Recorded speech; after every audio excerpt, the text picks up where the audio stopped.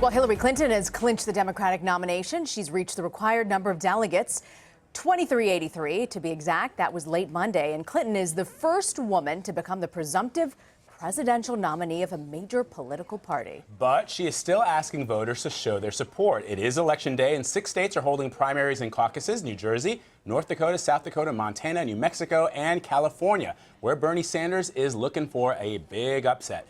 Steve Chaggaris is the CBS News senior political editor, and Caitlyn Huey-Burns is the national political reporter for RealClearPolitics. Good to see you guys. Great to be with you. So, will voters still turn out? Because the AP and others yesterday essentially announced that she had clinched. And if they don't turn out, who benefits, Steve? Who knows? I mean, we'll see. You know, this is the type of Bernie thing where says he won't benefit if they don't turn out. You have some very passionate supporters on Bernie Sanders' side of things. You know, Hillary Clinton can claim that she has her own passionate supporters. Clearly, she wanted to urge her supporters to come out. This game isn't over yet, she was telling them last night. She never really acknowledged that she hit that mark last night to basically say, we've got these states that are voting, so we've got to finish the job. So we'll see. I mean, you know, we're watching very closely to see what the turnout looks like tonight. I mean, there's some thinking that if Hillary Clinton's supporters feel that she's already clinched this, why bother going out? And that might benefit Sanders. But you could make the flip side argument and say, well, Sanders' people are saying it's done, there's no point in doing this, and maybe they don't show up. We'll see. Or maybe they just show up and it doesn't matter what the news is, and we get decent turnout in some of these places. Caitlyn, so we'll see. Sorry, I'm wondering about Bernie Sanders now. Does he rethink his strategy of fighting this all the way to the convention? We know the president has phoned him, President Obama. We're not sure what that conversation was about, but I have a feeling it wasn't a good luck tomorrow Bernie call. Right. What do you think? Does he rethink where he's going? Well, it depends. There's two arguments of thought in his campaign right now. He has one close advisor who has been, you know, urging him to continue, making the case for trying to flip those super delegates, which is a very uphill battle for him.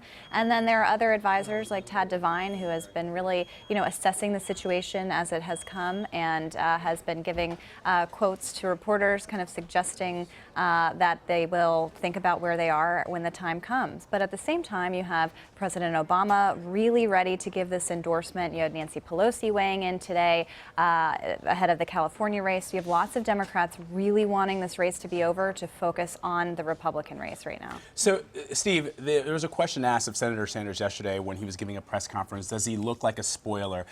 He's been making the case that these superdelegates that are not pledged delegates, that are free to change their mind up until the convention, should come over to him. But up until this point, not one of those superdelegates has switched their vote from Hillary Clinton to Bernie Sanders. In fact, I've read somewhere that one that was for Bernie switched to Hillary instead. There was one superdelegate. And so I think a lot of people are wondering, does he look like a spoiler at this point?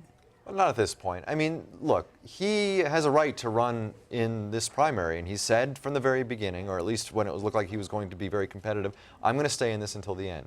Hillary Clinton did the same thing in 2008. She's much further away from this point than she was back in 2008. There's no reason for him to get out. There are votes happening. He's on the ballot. Let him go. But at the same time, you can't make an argument to say, okay, well, the math isn't in my favor on any of the metrics that we're looking at here. So if you look at pledged delegates, he's being outperformed by Hillary Clinton. In fact, she'll likely have a majority of pledged delegates after tonight is done.